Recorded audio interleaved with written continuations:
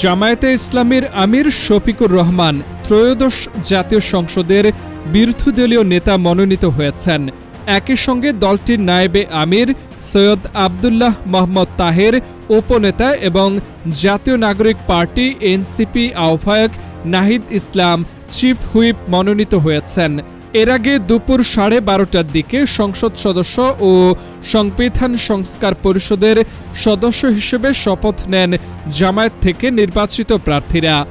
এহসানুল মাহবুব জুবায়ের জানান, শপথের পর জামায়াত আমির শফিকুর রহমানের সভাপতিত্বে সংসদ ভবনে 11 দলীয় ঐক্যের সংসদ সদস্যরা একটি সভায় অংশ নেন।